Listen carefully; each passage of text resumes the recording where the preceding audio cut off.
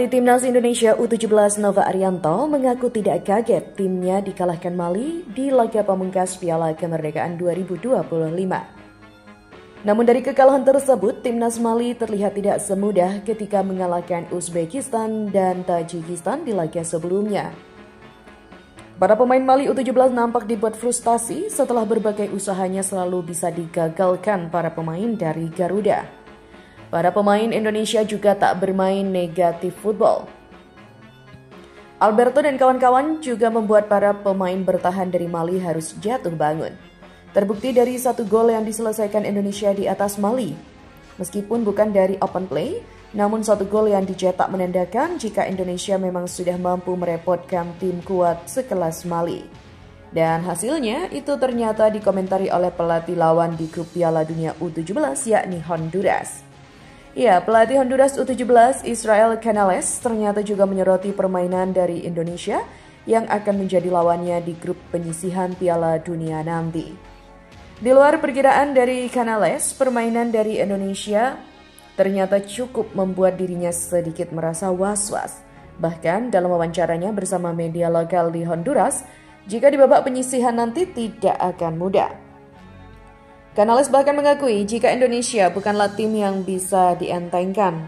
Sementara itu, pelatih Timnas Indonesia U17 Nova Arianto mengungkapkan harapannya agar timnya dapat menambah jumlah pemain diaspora saat menjalani pemusatan latihan atau TC di Bulgaria yang dijadwalkan mulai awal September mendatang. Hal ini menjadi penting mengingat skuad Garuda Asia tengah mempersiapkan diri untuk berpartisipasi dalam turnamen Piala Dunia U17 2025 di Qatar yang akan berlangsung pada 3 hingga 27 November. Dan berikut ini adalah ulasan lengkapnya.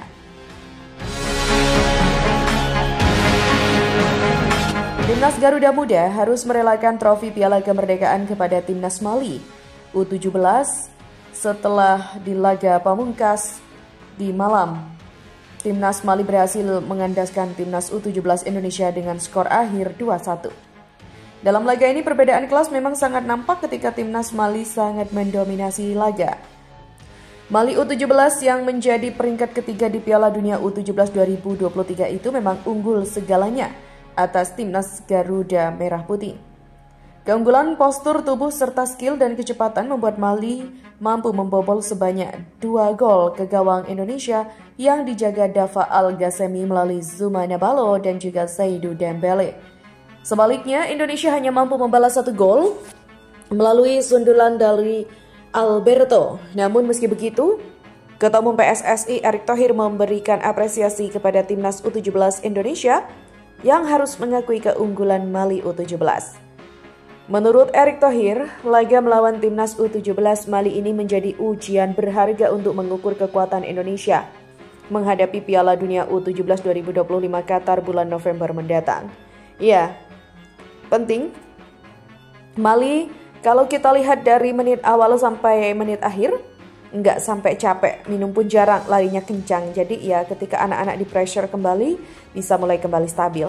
Kita lihat hasilnya, kan kita kebobolan 2-0, lalu bisa balik jadi 2-1 dan di babak kedua kita bermain seimbang. Artinya tidak berulang, kata Ketua Umum PSSI Erick Thohir. Untuk itu dia menegaskan, menghadapi lawan sekelas Mali yang pada Piala Dunia U17 2023 sebelumnya finish di posisi ketiga menjadi pengalaman yang tidak ternilai harganya. Seperti diketahui, U17 Indonesia berada di grup H Piala Dunia U17 2025 bersama dengan Brazil, Honduras, serta Zambia. Erick Thohir optimistis kepada para pemain Timnas U17 Indonesia meski tantangan ke depan semakin berat. Ya, jadi ya kembali anak-anak ini luar biasa. Ketika saya tanya gimana bang Brazil? Pak Ketua siapa tahu seri. Wah itu baru bangsa Indonesia gitu. Masa depan Indonesia harus begitu. Harus optimis, hasilnya apapun tapi kita harus punya mental tambahnya. Sementara itu, terkait wacana penambahan pemain naturalisasi untuk memperkuat Timnas U17 Indonesia, Erick Thohir menegaskan bahwa keputusan akhir tetap akhirnya diserahkan pada pelatih. Nova Arianto sendiri sebagai pelatih juga sangat berharap agar skuadnya bisa mendapatkan tambahan pemain diaspora untuk agenda pemusatan latihan dan uji coba mendatang di Bulgaria. Ia merasa bahwa timnya masih perlu melakukan eksplorasi lebih lanjut untuk menemukan kombinasi terbaik sebelum tampil di Piala Dunia U17 2025. Pastinya, sistem promosi dan degradasi akan terus berjalan. Setelah ini kita akan melakukan pemusatan latihan di Bulgaria dari tanggal 1 hingga 14 September. Direncanakan kita akan menjalani 3 kali uji coba di sana. Dengan harapan tersebut, ia menekankan pentingnya kedatangan pemain diaspora yang sebelumnya tidak dapat berpartisipasi dalam Piala Kemerdekaan. Saya harapkan pemain-pemain yang diaspora tidak bisa hadir di Piala Kemerdekaan bisa datang ke Bulgaria. Ada Lukas Lee, Nicholas Indra, Mike Rajasa. Semoga mereka bisa datang, sehingga sekali lagi saya bisa melihat komposisi tim ini sudah kuat atau tidak, sambungnya. Kembali pada topik sebelumnya, ya, pelatih Timnas Honduras U17 yang berada satu grup dengan Indonesia di babak penyisihan Piala Dunia U17 nanti turut menyoroti permainan dari asuhan Nova Arianto di Piala Kemerdekaan ini. Menurutnya, Indonesia bukanlah tim yang bisa dianggap enteng saat ini. Ya, pastinya saya terus melihat perkembangan dari tim-tim yang akan menjadi lawan kami di babak penyisihan nanti. Untuk Brazil, saya sendiri sudah tahu permainan mereka. Dan untuk Indonesia, saya memang sedang mencari tahu permainan mereka. Saya rasa mereka juga tim yang tidak bisa dianggap enteng. Mereka memiliki permainan yang bagus dan terorganisir. Saat menghadapi Mali, mereka hanya kalah tipis. Dan itu menunjukkan jika mereka bukanlah tim sembarangan. Tentu kami harus mewaspadai itu, ujar pelatih Honduras U17 Israel Canales.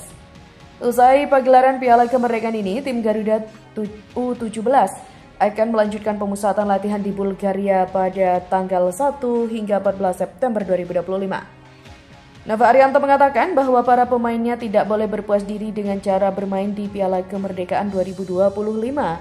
Ia memastikan bahwa sistem promosi dan degradasi pemain akan tetap berlaku selama pemusatan latihan di Bulgaria. Nova bakal mengevaluasi performa tim dan setiap pemain, termasuk menjaga alternatif merekrut pemain baru untuk menambah kekuatan Timnas U17. Nova Arianto juga mengungkapkan program pemusatan latihan Timnas U17 Indonesia pada September nanti. Menurut dia, Indonesia memang butuh melakukan uji coba dengan karakter lawan yang berbeda-beda. Ini adalah bagian dari simulasi untuk menghadapi lawan-lawan di Piala Dunia U17 nanti. Pastinya promosi degradasi akan terus berjalan, termasuk setelah ini kami akan melakukan training camp di Bulgaria. Kami berencana ada 3 kali uji coba di sana. Dengan berakhirnya Piala Kemerdekaan 2025 yang berhasil dimenangkan oleh Mali U17, tim asal Afrika Selatan itu total mengumpulkan 9 poin.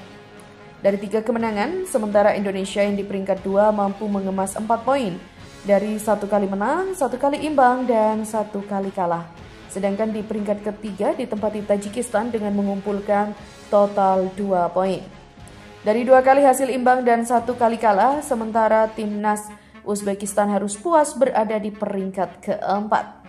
Dengan hanya mengemas 1 poin dari hasil imbang dan 2 kali kalah, Garuda Muda kita semoga di Bulgaria nanti semakin ada kecocokan dan juga chemistry semakin menyatu pastinya.